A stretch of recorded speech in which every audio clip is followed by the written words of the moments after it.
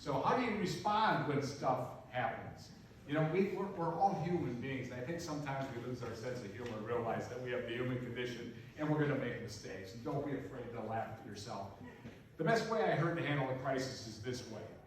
Rate the crisis on a scale of 1 to 10, with 10 being a 5-alarm fire and 1 being really nothing. And your job is, if it's a 7, you react at a 7 or less. Too many times people go to 10 right away when it's a 5 or a 7. So respond that way. You can respond intellectually or you can respond emotionally. And you respond emotionally, it normally doesn't work out very well. You see, I think the other thing about being persistent in positivity and preparation is you got to look for moments of joy. Because sometimes you can find joy in the most unusual places. I found it little less than 2 years ago at the funeral home, Kurt's funeral home, when my buddy Jeff Brown passed away. And it was just interesting because they were telling stories about Jeff. And, you know, Jeff went to the University of Wisconsin on that scholarship, won 8 Big Ten champs. Jeff would have made the Olympic team if he hadn't been hurt before the Olympic trials. Brownie was my buddy, and we played football, we wrestled, we were on the same softball team. Jack and Brownie was my cheer, and he'd hit a ball that would land on the moon. I'll tell you, he could really hit it when he hit it. Struck out a couple times too, but that's another story. But anyway, as stories were being shared, I shared a story that I had heard about Brownie. Brownie became a coach, a teacher, an administrator, an athletic director. Brownie was coaching a kid who was deaf, a shot putter who was deaf. And Jeff just didn't feel that he was coaching that kid up to his potential or up to Jeff's potential. So on his own, he went and learned American Sign Language so he could coach that kid so the kid could be the best he could be. Who does that? A person who makes an impact does that. And then I heard that Brownie paid for it himself. Guys, all of us who know Jeff Brown know that he didn't like to get that wallet open. Moths would fly out of it when he opened it. Brownie, I'm sorry. I had to do it, Brownie. It was there. But that's the kind of thing you do when you look for joy. You got to find joy sometime. I interviewed a guy by the name of Dan Buettner. He wrote a book called The Blue Zones. In The Blue Zone, he's a National Geographic fellow. The Blue Zones, he went and traveled the world for a year, finding the people who lived the longest and why they lived the longest. His follow-up book to that was he traveled the world for a year trying to find the happiest people in the world. Now that was a little harder to quantify, but he came up with a formula to figure out who the happiest people in the world were. So after he did all this research, I said, okay, you just spent a year traveling and a half year writing this book on happiness. What did you change in your life? And he said, well, first of all, he said he trained himself to get 8 hours of sleep. He said the happiest people get 8 hours of sleep. He said he also trained himself to eat more fruits and vegetables. Happy people eat healthier. But the one thing that really stood out to me is he said, I created my own imaginary happiness box. And inside this box, I put my values, I put things I wanted to do, my guilty pleasures, people I wanted to spend time with. And outside the box, I put everything else that might be negative. And he said, it gave me clarity. He said, now when anybody asks me what to do, or if I have to make a decision of any magnitude, if it fits in my happiness box, I do it. If it doesn't, I don't. Make yourself a happiness box. How many of you know what these are? Zumas. How many of you still have a pair of Zumas? Joe Brown, you probably have a pair of Zumas, don't you? I can see you in Zumas. Yeah, Zumas were invented by a couple of guys, a couple of big weightlifters who had a weightlifting gym, powerlifting gym, Bill Cowher grumbling kind of gym. And anyway, they didn't like the sweatpants that you got at Costco or Target or Kohl's. So one of the guys knew how to sew, so he sewed himself a goofy pair of zebra pants. Well, the next thing he knew, everybody in the gym wanted a pair of these pants. Well, these guys struck lightning. They started a business in the late 80s and the early 90s. Zupas became somewhat of a worldwide phenomenon. They were doing $100 million a year out of this gym that they were working out at. But I wasn't here to talk about their success as a business. What I liked about Zumas was they had, under their logo was their tagline. And their tagline was, Dare to be different. Dare to be different. And if you wore these on church on Sunday, you were daring to be different. But I think the reason I like that is I think sometimes we tend to play it a little safe. We're more fearful than fearless. And when you play it safe, there's no growth. You heard the old thing, no risk, no reward. No risk, no growth. No risk, no innovation. No risk, no advancement. No risk, no nothing. Sometimes we got to dare to be different. We got to play it safe. Let me just give you a real quick example of sometimes how change is hard to do. Bear with me. Can everybody fold their hands like this? Okay. Now put your top thumb on the bottom and the bottom thumb on top. Feels a little uncomfortable, doesn't it? You see, change sometimes is uncomfortable. And if you're not getting uncomfortable a little bit, you're not growing. John Wooden, the late great basketball coach at UCLA, has one of my favorite quotes. He says, it's what you learn after you know it all that really counts. It's what you learn after you know it all that really counts. John Maxwell does this exercise when he does a team building. He makes people write sentences that start off with, I can't. I can't go back to school. I can't ask for that promotion. I can't have that tough conversation. And then he has them replace the word can't with won't. I won't go back to school. I won't have that tough conversation. It changes your mindset. It changes your mindset, and it can change what you do. So that is the Zula story. So be persistent in your positivity. Be persistent in your preparation. When I was covering the Minnesota Vikings, I think it was the year they won the Super Bowl. One year I was covering the Minnesota Vikings, and it was the very first year that Denny Green became the head coach of the Vikings.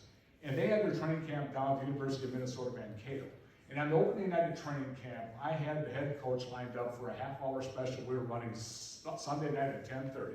And Denny Green's going to be on my show for the entire half hour. So we lit up the football stadium down there, Blakesley Stadium on campus. We had 3 cameras. We had the lights, the field in the background for the big show.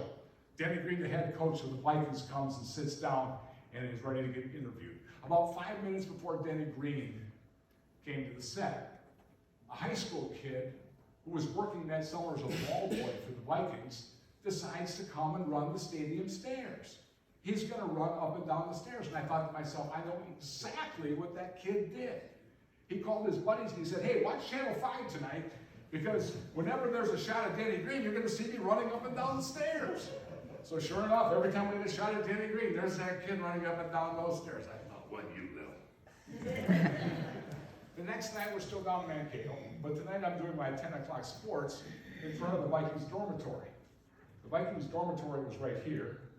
The football stadium we had gone live at the night before was right here. And the cheap hotel that Channel 5 put me up in was right here. So I got done doing my sports at about 10:30, helped the guys wrap up the cables, put the cameras away, and I started walking back towards the hotel.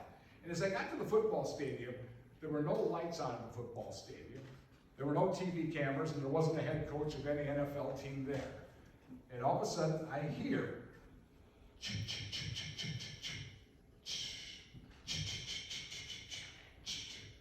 I go and I look. There's that high school kid running up and down those stairs, the same way he had done it the night before the cameras were on. I had it all wrong. Most of you in this room probably know who that kid is. His name is Larry Fitzgerald Jr. of the Arizona Cardinals, a future Hall of Fame football player. You see, good enough isn't good enough. You want to be the best. If you want to be the best, you got to push your game. You got to prepare to be the best. Be persistent in your positivity. Be persistent in your preparation, and you can make an impact. Last but not least is passion. Passion. Think about people you like to be around in your life. They are people who have passion. I married my wife because she's the most passionate person I know. Just the other night I came home and she's sitting with a big glass of wine. And she says, I love you. I don't know how I made it all these years without you. I said, well, honey, I love you too, but are you sure that's not the wine talking? She says, yeah, I'm sure. I was talking to the wine.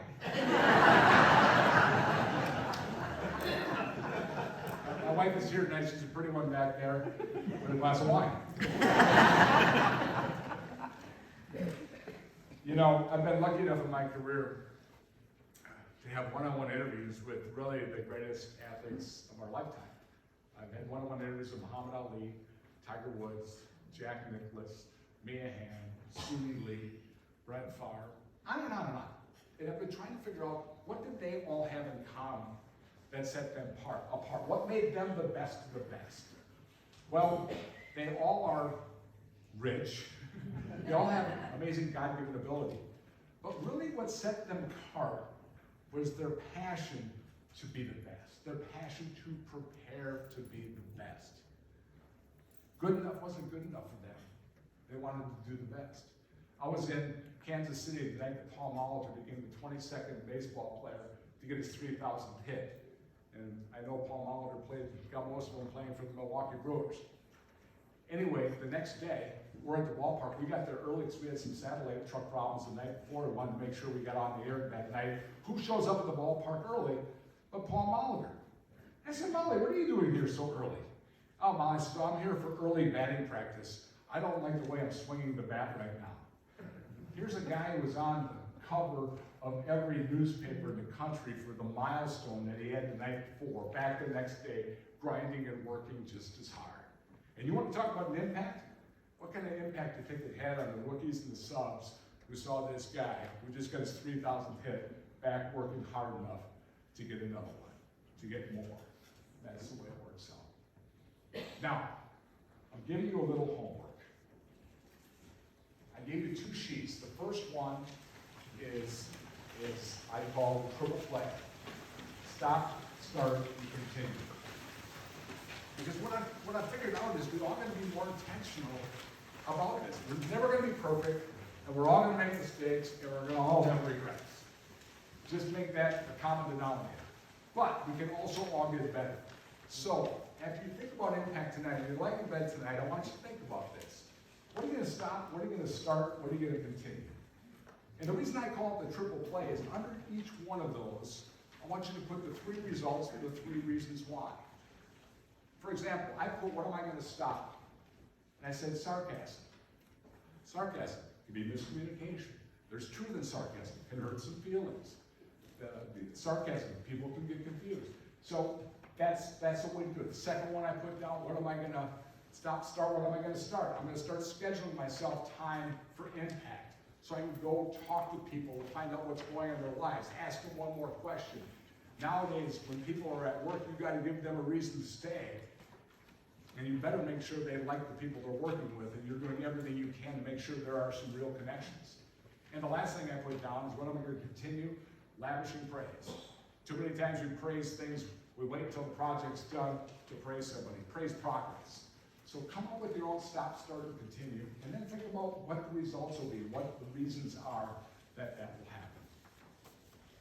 I heard about a nun from northern Minnesota who was just a prime example of impact. And you know, I've done a lot of research on nuns. It's a bad habit. I went to Catholic school for 6 years. I get one nun joke. I went looking for Sister Helen Marosla. So I put on my reporter's cap, and unfortunately I found her. I found her in the Bringer Dispatch newspaper. It said that Sister Helen was born in 1935. She became a Catholic nun. She taught in Catholic schools in Texas, Kentucky, and Minnesota. She lived a life of servitude. She was born in 1935. She passed away in 2000. But what it didn't say was the impact that Sister Helen had back then and the impact she's still having today. Sister Helen was teaching 3rd grade in a small Catholic school in north central Minnesota called Morris, Minnesota. When into her classroom walks a young kid by the name of Mark Eklund. Now Mark's a pretty good kid, a little bit of a troublemaker. He talked way too much. Imagine somebody talking way too much when they're in school. The sister put some scotch tape over his mouth to get him to shut up. That didn't work. They both laughed about it. Fast forward a couple years, sister's now teaching high school math. Into her classroom walks Mark Eklund, a little taller, a little more handsome, still a little bit of a troublemaker, but they had a great relationship. Well, one week, sister was trying to teach his class a new math concept, and the kids were just not getting it. The atmosphere in the classroom was wrong, and Sister knew she had to change it. So she told everybody, take out a sheet of paper. And the kids thought, oh no, a pop quiz. She said, no, this is not going to be a pop quiz. Here's your assignment. I want you to write down all your classmates' names down the left-hand side column of the paper. And I want you to spend the rest of the hour writing down the nicest thing you can say about each and every one of your classmates. You've known each other for a long, long time because you all went through the Catholic school system together. So the kids got right on the assignment. And when the bell rang, everybody turned in their paper. And over the weekend, Sister compiled everybody an individual list. And on Monday, when the kids got back to school, she handed everybody out their list. And right away, she noticed that the atmosphere had changed in the classroom.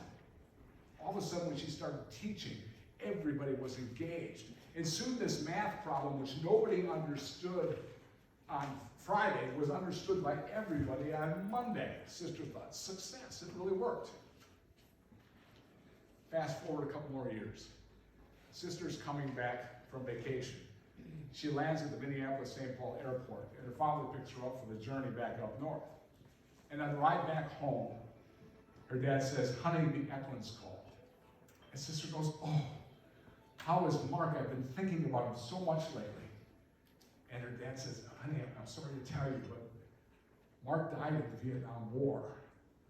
His funeral is tomorrow, and the family wants you to come. The sister was very sad. Of course, she went to the funeral. And at Mark's gravesite, where he got a 21-gun salute, a young soldier approached Sister and said, were you Mark's math teacher? And she said, yes, I was. He said, I was with Mark in Vietnam. He talked about you a lot. Sister was stunned. Later, the family had invited everybody out to the family farm for lunch to finish the celebration of Mark Eklund's life. And at that lunch, Mark's parents approached Sister Helen. They said the Army had sent back Mark's belongings, and they wanted her to see something. Out of a paper bag, they pulled out a wallet. And out of that wallet, they pulled out a tattered, crinkled piece of paper with yellow Scotch tape on it. It was a list. Mark had carried the list with him to his dying day. Soon some of Mark's classmates gathered around. One said, I have my list, it's in my sock drawer. Another one said, I have my list, it's in my wedding album. A third of gentlemen pulled out his wallet and pulled out a tattered, crinkled piece of paper. They all had their list. Sister Helen wrote an article for a religious education magazine trying to inspire young teachers to show their passion for the kids, and she told the story of the list. And as things go nowadays, it went viral. She ended up in the Chicken Soup for a Soul book. She ended up being in Reader's Digest. She became somewhat of a mini celebrity in the convent in Morris, Minnesota. Before she died, she was asked, what were the lessons you were trying to teach so long ago to those kids? She said the lessons were pretty simple. There were two of them. One, you can always find something nice to say about everybody. And two, we all need to praise more, condemn less. Praise more, condemn less. The lesson from Sister Helen's list is alive and kicking today. I know that for a fact because I found 6 of Mark Eklund's classmates. All 6 said they either still had their list or they remember every single word on that list. Judy Swanson said on her list, she was funny, she was good at art, and she had nice long legs. Vicki McNally said in hers, she was great at math, she was loyal, and she had luscious lips. So we know the hormones were raging for at least one of the kids in Sister Helen's class. Jim Holby was not at Mark Eklund's funeral. He had a pretty good excuse. He was half a world away fighting in the war in Vietnam himself. And in his wallet was the list. And I said, Jim, why did you take that list with you all the way to Vietnam? And Jim said, I was packing the night before, I was scared. And he goes, I saw the list on my dresser and I said, I'll put it in my wallet. In case I have a bad day, I can look at it. And I had a lot of bad days. We make our biggest impressions when we're not trying to be impressive. And that impact we have is real, it's powerful, it's profound, it's contagious, and it can last a long, long time. So here's another way we can be more aware and intentional with the impact we have. Your other homework assignment. You come to school in Seymour, you get homework. If you could build a monument to the foremost influential, impactful people in your life, who would you put on your monument and why would they be there? Your Mount Rushmore of influence. And I want you to think about that before you do it. And I also want to tell you, you can't put your parents on that list. That's just a little bit too easy. So think about somebody in your life who's there for you at the right time. And then think about why they're on the list. And I can guarantee you, when you think about it, you're going to find out they were people with purpose, they were persistent, and they had great passion. Bill Collar is on my Mount Rushmore. Matter of fact, 5 years ago, I was in this very auditorium. And this should hopefully inspire you to think about who's on that list and then go back and thank them. It's called the second thank you, when you go back and thank somebody who had that monumental moment in their life, in your life. And if they're not around, find a son or a daughter and let them know. In this very auditorium, I spoke to all the teachers and staff 5 years ago on the day before school started. Jenny Kurzak brought me in. And I invited 5 special guests, 5 teachers. Bill Collar, John Kurzak, Harlan Chapman, Gary Sass, and Keith Sweat. And I went down at the end of the speech, I went down each to one of those individuals, quoted them and told them the story about the impact they had on my life. I was able to give them their second thank you. 2 of those teachers are not with us today. I'm glad I did it. I'm glad I did it. So go make that second thank you. It's powerful, powerful stuff.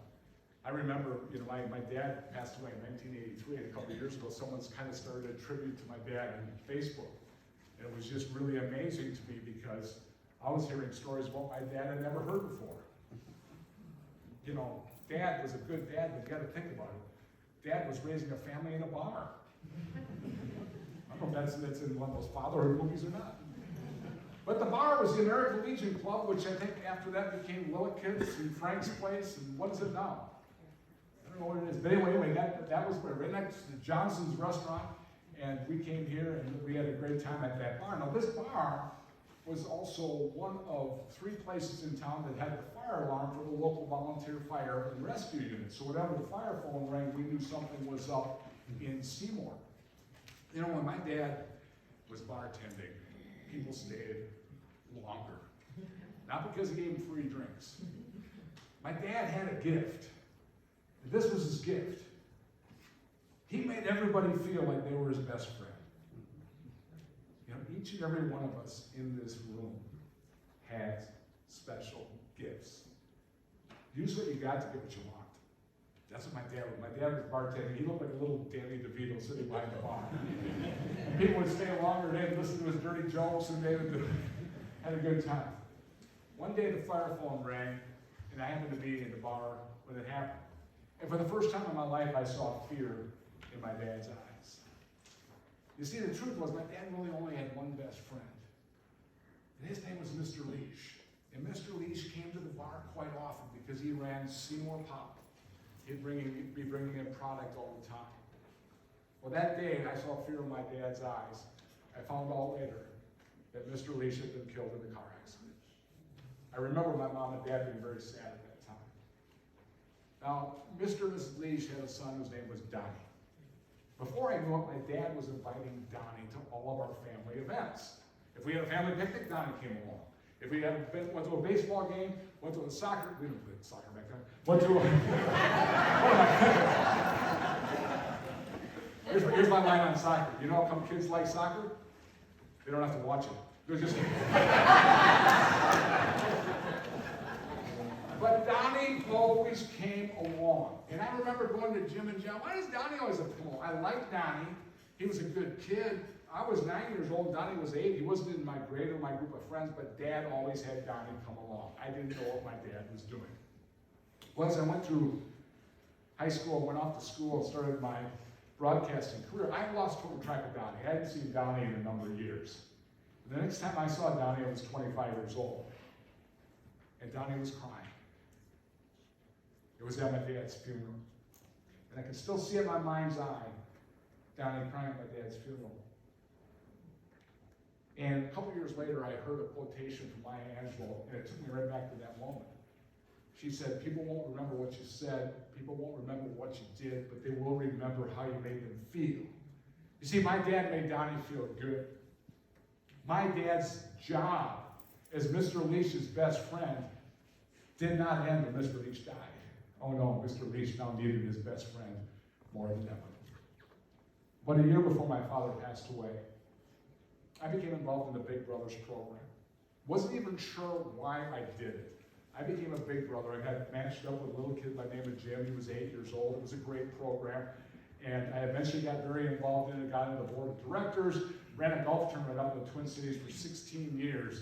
And we raised a lot of money and a lot of awareness for this great organization. About halfway through the run of the tournament, Bob Mitchell, the executive director of Big Brother, says to me, he goes, Joe, through the years, your family has all come up to help you out in the golf tournament. I met your brothers, I met your sisters, I met your mom. They're great. I never got to meet your dad. Tell me about your dad. I said, oh, what? You're gonna love my dad. And as I started talking about my dad, it hit me like a ton of bricks. My dad had been a big brother to Donnie. He didn't have a group organization around him like I did. But that's why I became a big brother. My dad had a silent impact on me that lasted for a long, long time. Big brothers, big sisters became a very big part of my life. I met my little brother's second mother. She's the mother of my 3 children. And yes, it is my pretty wife back there. Now on her second glass of wine.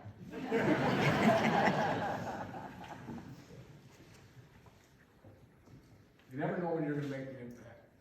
You never know when the person sitting next to you is going through something heavy. There are 7 generations in the workplace right now. People always talk about, it's really hard for Gen X, Gen Y, baby boomers, all these people to talk. I say baloney. Because I said, no matter what generation you are, no matter where you are, we all want a couple of things. We all want to be acknowledged, and we all want to feel valued. And if you want to make an impact, acknowledge people and make sure that they're valued.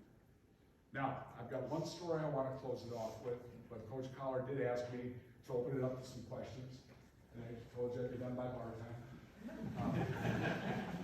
So I want to open up to questions right now, and then I'll finish it up with a story, and hopefully you can come on down to the museum afterwards. Does anybody have any questions? Coach Collar. Joe, I always wondered, of all the people that you interviewed, is there anybody who stands out in your mind as, boy, he or she was really a neat person? It's very interesting. Coach asked me, of all the people I've interviewed, who was the neatest person. And, I sat with Tiger Woods for an hour. I was in the presence of Muhammad Ali, and you felt presence. But my most memorable interview ever, a football coach at Northwestern College in Roseville, Minnesota, was dying of cancer. And I sat in his golf cart for 2 hours, and he was telling me about life. It was my Tuesdays with Morning. As a matter of fact, if I had recorded that would be the speech I'd give today. But it's sometimes those kids, and sometimes I'm lucky enough to see kids who have dreams, and then all of a sudden you watch them grow, and then the next thing, I've been around long enough, you all of a sudden see their dreams come true. There's nothing like seeing a kid that you covered when they're in high school scoring their first goal in the NHL. That's a pretty cool moment. So, anybody else?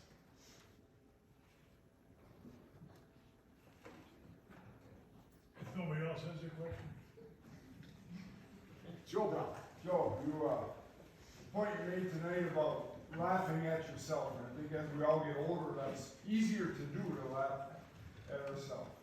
And you showed a clip of sports clips and news anchors and everything else. Your most embarrassing moment of life to you. My most embarrassing moment was with Coach Collar. I forgot the punchline. I forgot the punchline of that story. So when I fumbled the football, and kicked it into the man, the next week, I don't know if you remember this, Coach, it's funnier now. The next week, the center's back. So anyway, we get ready, the band's lined up, everything, and now introducing the Seymour Indians. We were Indians back then. Seymour Indians. Collar throws the center of the ball, and he says, don't drop that damn ball.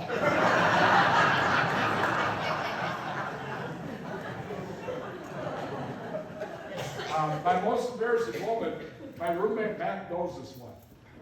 When I was in Green Bay, I used to do WBAY championship bowling on TV, okay? We used to call it bowling for brain cells. Because there were some nights we had gone out the night before, and like we started taping that show like at 8:30 in the morning. So I'd go out and the first thing I'd hear in the morning was, anyway, I got a bloody nose while I'm on the air. So I thought I knew the camera angles. And anyway, I got it mixed up. So every time the camera came on me, I had a napkin. So you would think that I would be like trying to hide it. I'd go like this. Matt wore his pants when I did. True story, right, Matt? Yes, it is. Once again, if we had that tape, my career would be over. I don't know why we didn't keep that tape. Anybody else? Yeah, John. Stories with Bill Jarks. With Bill Jarks. I love Bill Jarks. You know, Bill Jarks' real name is Bill Schmit. I don't know if anybody knows that. Yeah. And when I was a sports director, we hired him to be my weekend guy. And I wanted to keep his name as Schmit. We did the Schmit brothers, but management decided they wanted to change it, so he took his mom's maiden name. Jersey, we used to have an ice cream place a half a block away from the station, WBAY. And Jersey would go, we'd walk over there on a long day or something, hot day, we'd get an ice cream cone. Jersey would get one like about this big, and I'd get one this big. And we'd walk back into the station all the time. And everybody said, why don't you buy Bill one? Because Bill had already finished this. And he was like a human brother. Hardest working, nicest human being. Bill Jarks, he's a top 10 for me without a doubt. Anybody else? I wanted to ask a follow-up on what might have been your most difficult interview ever. Well, I did interview Randy Moss a few times. So here's a true story. So I got Mike Tyson, he was coach of the Vikings. Tyson, when he was the offensive line coach, Tyson would always have me over for a beer. So I got to know Tyson really well. So Tyson becomes the head coach, I get the Mike Tyson show. And anyway, the station that was trying to get him wasn't very happy about it. Somebody was quoted in the paper saying that they, Fine was unethical and how they got it and whatever. So opening day of training camp, that's when at the show, the first Mike Tyson show, Tyson says, Schmit, come here, running out in the field. I got to run out on the Vikings practice field. And he goes, who do we need on the show tonight to make sure we beat Channel 4 in ratings? I said, Randy Moss. I said, okay, I'll get him. So we start the show, here's Randy Moss sitting down in the chair, and Moss sits for one segment, does an interview, says like 4 words. It couldn't be more difficult. He walks off and he goes, thanks a lot, Schmit. I said, what's that? He goes, my first night as a head coach, my star player, to get him here, I couldn't let him have curfew. So he didn't have to make him have curfew. So Moss apparently had some friends in town. But the most difficult one, you know what? I was on the air when Herb Brooks died. Herb Brooks, the U.S. Olympic coach, Herb and I became really close. He golfed in my tournament every year and got to know him really well. And all of a sudden you got to go on the air and you got to do news. And we just did like breaking news. And I'm sitting there talking about a friend. And, one of the Laura will tell you this, that I was sitting next to Herb at a hockey game one day. And I said, well, I got my son playing hockey now. I said, what's his name? Matthew. 2 days later, the mail. It's the winning goal against Russia, big picture, and it's Matthew, go for the goal you can do it, Coach Herb Brooks, 1980 goal. And that's kind of got Herb once. So there are hard moments like that when you take the human factor into it. So if there's no more questions, I'll put in one down. One quick one, Joe. All the 5-star events you covered, which one, when you finally got to cover that event, was like, oh my God, I think I've made it? I've covered everything. I mean, I don't think there's anything I've missed. I haven't been to the Kentucky Derby. Walking down Magnolia Lane is pretty cool. I do have to admit that. But you know what? The greatest event I ever covered, and this might sound weird, in 1987, the Twins really weren't expected to do much. And the next thing you know, the Twins beat Detroit to get to the World Series. So they decided to have an impromptu pep rally at the Metrodome when the Twins came back to Detroit. I got back earlier. they sent me right down to the Metrodome. We're going live. The Twins figured there'd be 10,000 people there. Nobody wanted it. By the time the doors opened, there were 60,000 people in there. There were no concessions. There was no piped-in music. It was just 100% joy. I get goosebumps telling the story because it was real. You know, you're talking about a team in a city that hadn't had a champion for a long time, and all of a sudden they're playing in the World Series. And players were crying on the field. I remember I dragged Laura on the field with me that night. She'll never forget that night either. So, also, in what year I leave you at the World Series? I think it was the same year. 1 year I left at the World Series. I went home, I thought she got a ride, and I found out later she was waiting for me. So.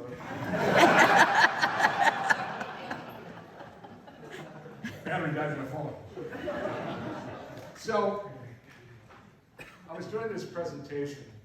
Our presentation is something like this: the 300 prison guards in Minnesota. In Minnesota, had just had a couple of tragedies inside prisons. 2 prison guards have been killed. I was talking to 300 prison guards 2 months after they had their second victim. And I walked in a room of angry, frustrated, upset, mad, ornery people, and I had them for 3 hours. And I'm like, how in the heck am I going to do this? Well, we did the song and dance, we talked, we broke some ground. I literally had them do their Mount Rushmore exercise. Which, by the way, one other little piece of advice on that, if you want to have some real fun, do that with your family or your grandkids. Compare your Mount Rushmores. You're going to learn something about your kids, and they're going to learn something about you. Thanksgiving's coming up. Do it at Thanksgiving. So anyway, I had them fill out their Mount Rushmores. And I said, does anybody have somebody on their Mount Rushmore they'd like to share? And way in the back of the room, a prison guard by the name of Mark Magnuson raises his hand. And I said, I ran back there and I said, Mark, who's on your Mount Rushmore? He said, my brother Tim is on my Mount Rushmore, but he didn't go on there until he passed away. I said, well, please explain. He said, well, I grew up in northern Minnesota, almost on the Canadian border. We had a lot of brothers and sisters. I could have put any of my brothers and sisters on the list, but Tim was special. He said Tim had taken a job in Columbus, and when Columbus was awarded a National Hockey League team, the Columbus Blue Jackets, because Tim was from northern Minnesota and played hockey, he wanted to get a job with the team. He got a part-time job as the elevator operator on game days. But he was the elevator operator for the VIPs, for the players, their families, the executives, and all their families. But Tim wasn't just the kind of guy who pushed buttons on the elevator. He learned how to push people's buttons in a positive way. He had nicknames for the players. He found out when it was the kids' birthdays. He had treats. He became part of the team. Well, unfortunately, Tim was diagnosed with ALS. And Tim stayed with the team as long as he could. The team made accommodations to have him stay with the team. When Tim passed away, Mark went down to his funeral. And Mark and the family went down to the funeral. About a half hour before the funeral started, a bus pulled up. It was the Columbus Blue Jackets, who had just gotten back from a 7-day road trip. They came to pay honor to the guy who ran the elevator on game day. He goes, that's when Tim went on my list. But he said, Joe, you gave me goosebumps when you were talking today. He said, remember when I said we were all pretty good athletes? He said, Tim was the best. As a matter of fact, Tim got a scholarship, an athletic scholarship, to run track at the University of Minnesota. And his coach was Roy Griak. We make our biggest impressions when we're not trying to be impressive. And you never know when you're going to be that person that makes that impact. And of all the research I've done, all the stories we've done, all the things that I've been able to pick up over the years, I've figured out a couple things. One, making an impact is really kind of the intersection of 2 human thoughts. We all want to be liked, and we all want to leave a legacy. So why don't we work a little harder at making an impact, a positive impact? Why don't we be more aware and intentional with making an impact? And last but not least, and this is what I'll leave you with, because it's really the secret to the entire presentation. People who figured this out, people who have this as a part of their DNA, they have this figured out. It's not about them, other people liking you. No, that's not it at all. It's about them liking themselves. And if you can be the person that made that happen, guess what? Someday when they ask their Mount Rushmore influence, you might be on there yourself. I am proud to be from Seymour, and I'm very happy you chose to be here tonight. Thank you.